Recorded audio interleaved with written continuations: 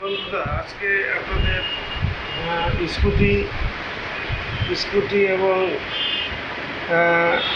রিক্সা, van, এই যে ছোটো 48 ভোল্টের যে চার্জার মেরামতের বিষয়টা আপনাদের বলবো। অনেক অনেক সময় দেখা যাচ্ছে চার্জারের মসফেট নষ্ট হয়ে যায়।